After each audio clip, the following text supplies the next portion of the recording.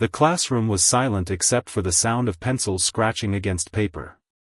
The final exam was underway, and everyone was focused, nervous, even. One student, a quiet but sharp-minded teenager, noticed something odd. Question number 12 didn't make sense. The numbers in the math problem didn't add up. No matter how they calculated it, the answer just wouldn't fit. At first, they thought it was a mistake on their part. Maybe they misread it? But after double-checking, it was clear, the question itself was wrong. The student hesitated. Should they say something? Would the teacher even listen? Raising a hand, they waited. The teacher walked over, slightly annoyed at the interruption. Yes? What is it? There's a mistake in question 12, the student said quietly. The numbers don't work. It's impossible to solve. The teacher frowned, glanced at the paper, and shook their head. No, it's correct. Just focus and try again. But the student knew they were right. Others around them were struggling with the same question, whispering in frustration. The student raised their hand again. Sir, I really think. That's enough, the teacher cut in sharply. If you can't solve it, move on. Don't waste time. The student sat back, frustrated. This wasn't fair. If the question was wrong, everyone was losing points for no reason. So, they did something bold. They wrote at the bottom of their answer sheet, question 12 has an error. The correct setup should be, explained solution. When the exams were collected, the teacher noticed the note. Instead of appreciating the correction, they were furious. You don't get to decide what's right or wrong on my test. The next day, the student was called to the principal's office. No warning, no discussion, just a suspension slip handed over. Disrupting exams and disrespecting teachers won't be tolerated, the principal said firmly. The student was stunned. All they did was point out a mistake. How was that wrong? As they walked out of the school, backpack slung over one shoulder, they wondered, what now? Their parents would be upset. Their friends would ask questions.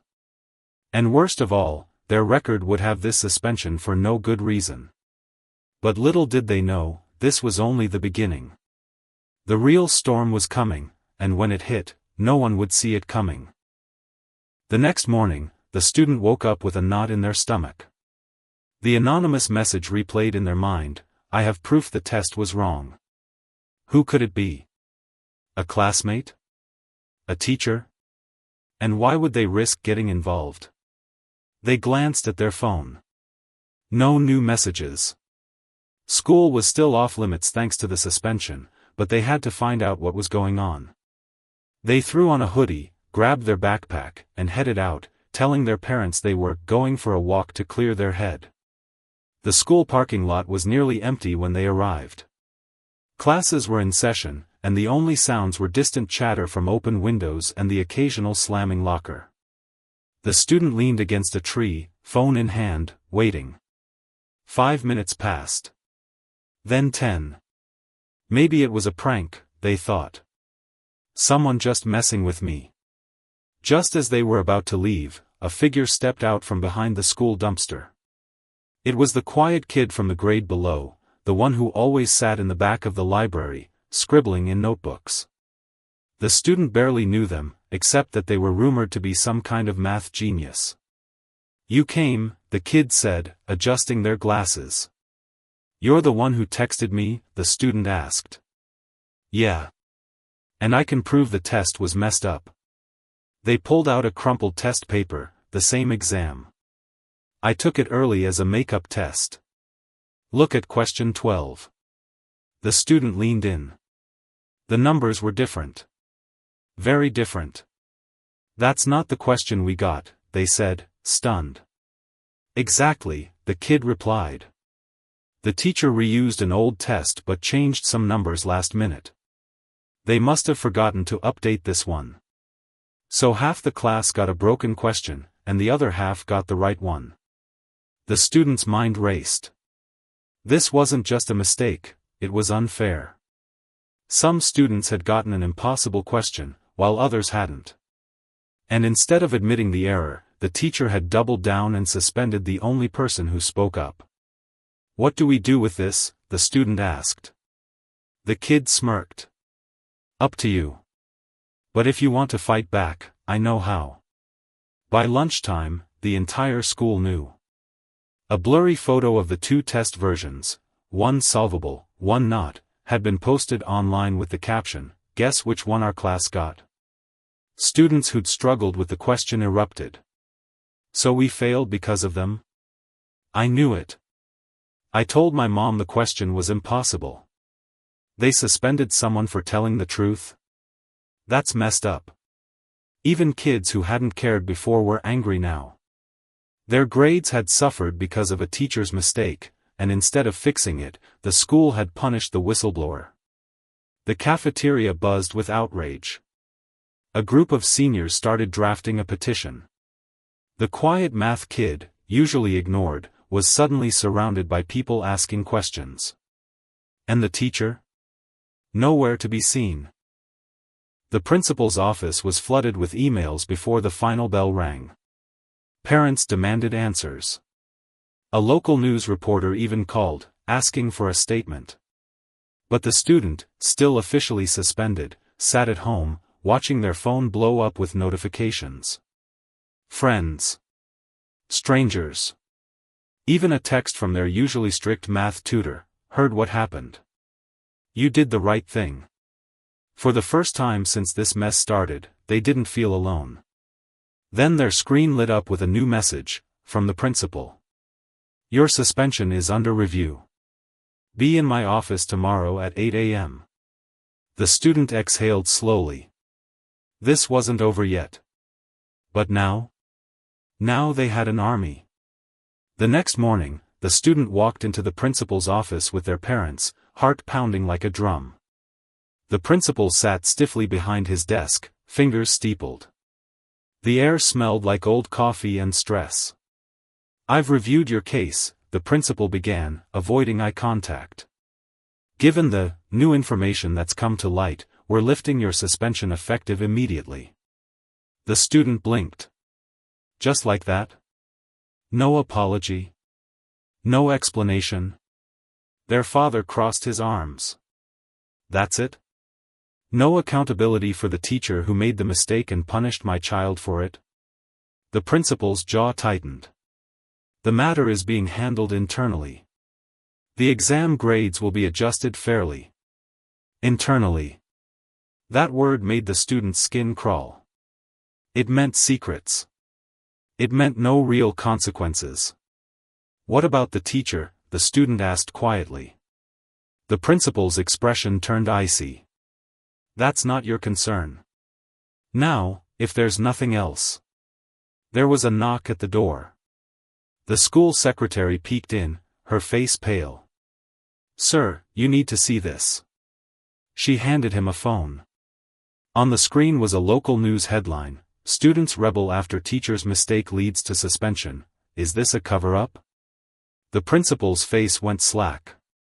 By third period, the school was in chaos. A news van sat parked outside. The petition demanding transparency had over 200 signatures. A group of students had even walked out of the teacher's class, chanting, "Fair grades now." The student, now back in school but feeling anything but welcome, watched it all unfold from the hallway. The quiet math kid sidled up next to them. "Told you things would get interesting." The students shook their head. "This is way bigger than I wanted." "Yeah, well, sometimes the truth blows up." The kid paused. "You okay?" The student didn't answer. Because striding down the hall, eyes locked onto them like a missile, was the teacher. The teacher stopped inches away, voice low and shaking with fury. "Happy now? You've turned this whole school against me over one tiny mistake." The student stood their ground. "It wasn't tiny. It messed up people's grades.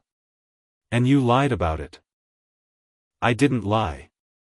I just the teacher cut themselves off as they noticed students filming on their phones. The crowd around them had gone dead silent. A camera flashed. In that moment, something in the teacher's face changed.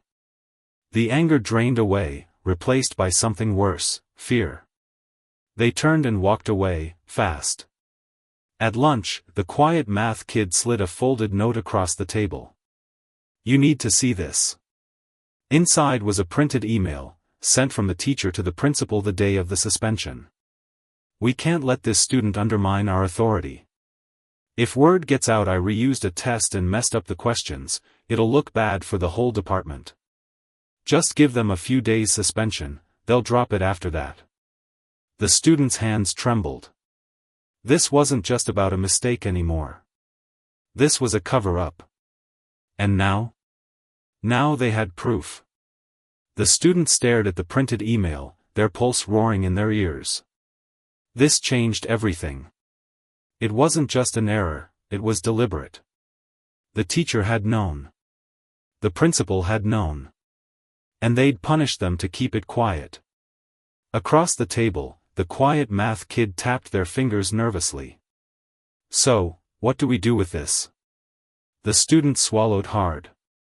A week ago, they'd just been trying to pass a test. Now they were holding evidence that could blow up their school's reputation. Their hands felt clammy. "We show everyone," they said finally.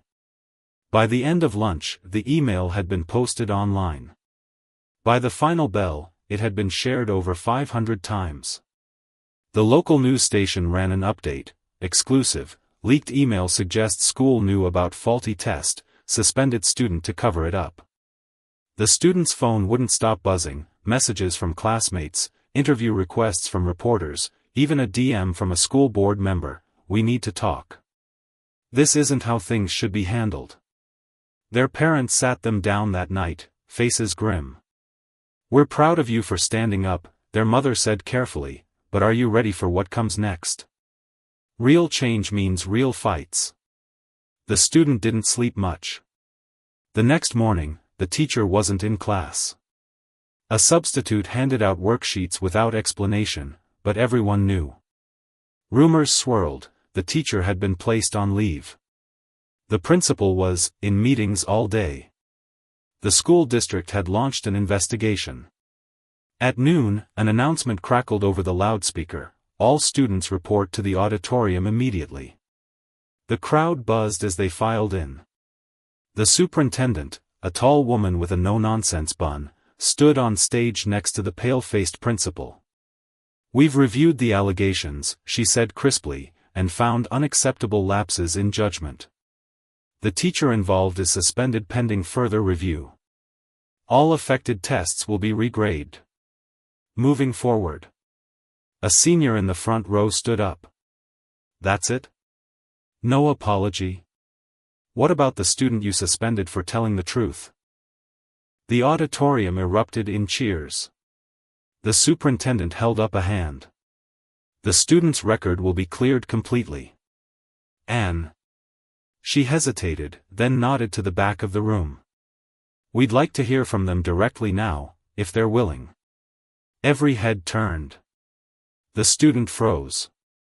They hadn't prepared for this. They just wanted a fair test. But as hundreds of eyes watched, waiting, they realized, this wasn't just about them anymore. Taking a deep breath, they stood up. The students' legs trembled as they walked to the auditorium stage.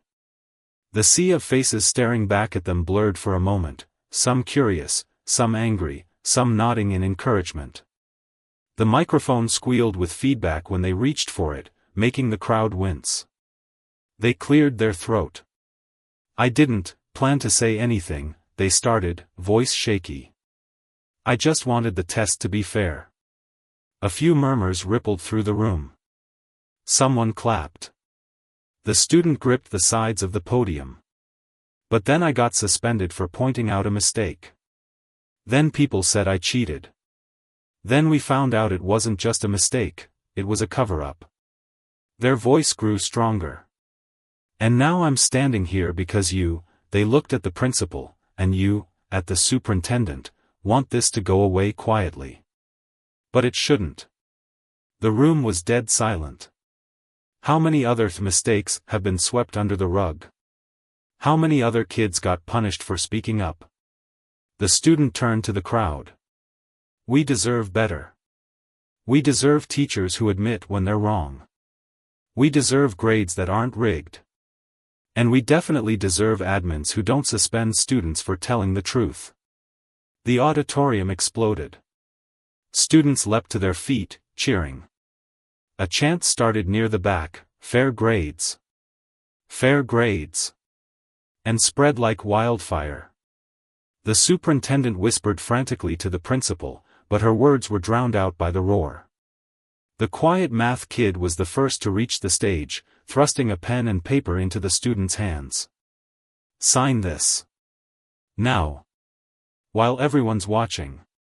It was a new petition, demanding a full audit of all tests and grades from the past year, and a student-led committee to review grading complaints. Hands shaking, the students signed their name at the top. By the end of the day, over 400 signatures followed. That night, the local news led with the story, "Students' Fiery Speech Ignites School Reform Movement, District Promises Changes." The student's phone blew up with texts. "Dude, you're a legend. My mom said she's calling the school board tomorrow." Even their usually strict neighbor knocked on their door with a plate of cookies. "Heard what you did. Good kid." But as they scrolled through the messages, one stood out, an email from an address they didn't recognize. "You think you won? Wait until you see what happens when the cameras leave." No signature. The cookies turned to ash in their mouth. The next morning, the school felt different. Teachers avoided eye contact. The principal was in meetings again. But the real shock came second period, when an announcement ordered all student council members to the office immediately.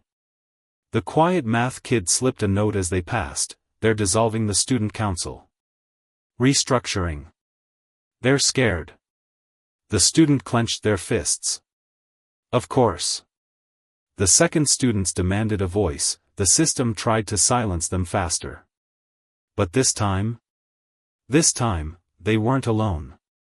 As they walked to class, a sophomore they barely knew fell into step beside them. "So," she said casually, "when's the first meeting of the new student council?" A slow smile spread across the student's face.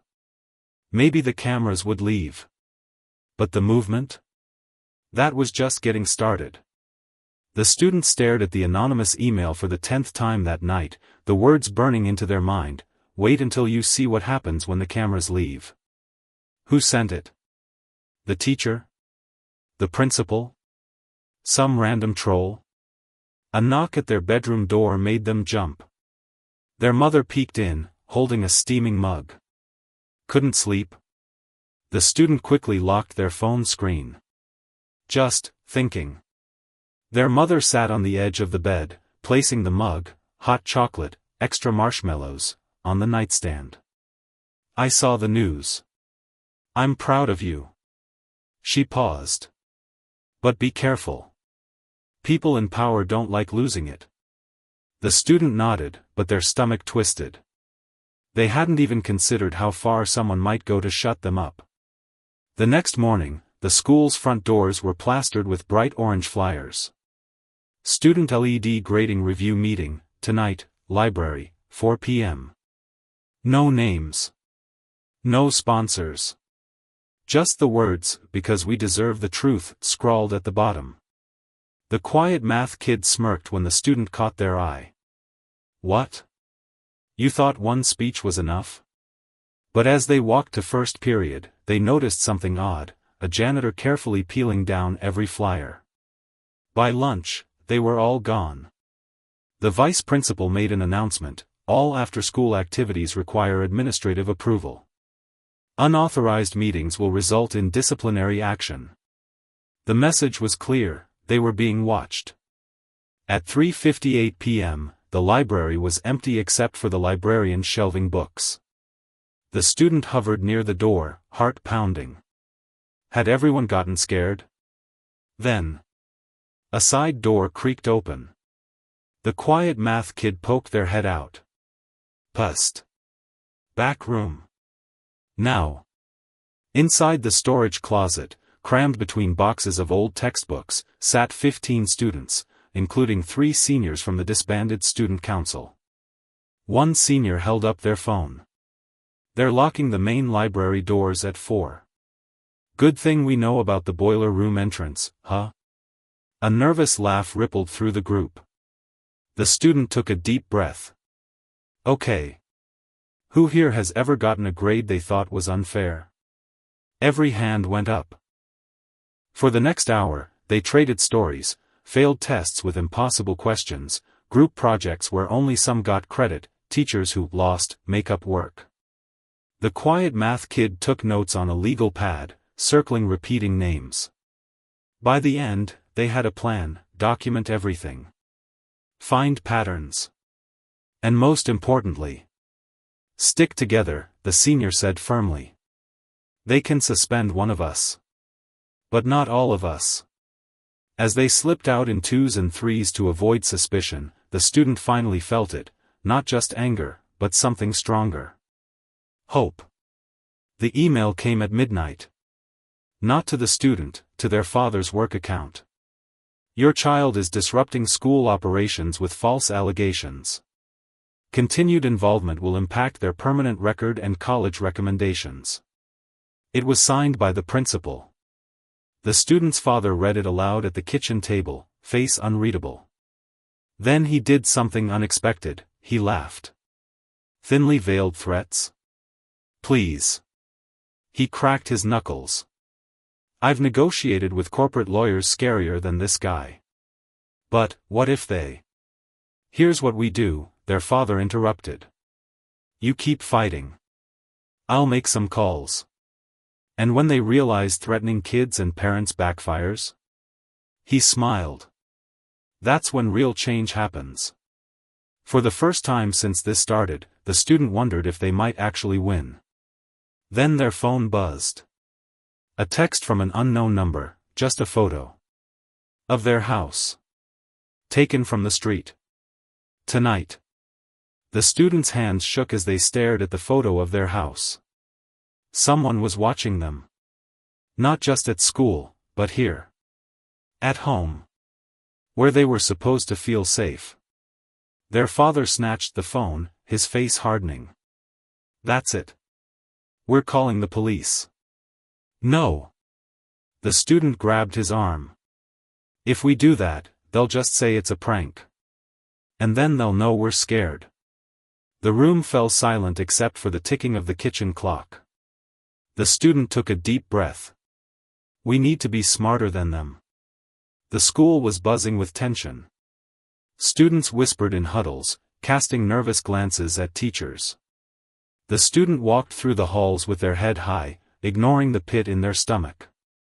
The quiet math kid intercepted them at their locker. You saw the text? Yeah. We need to move fast.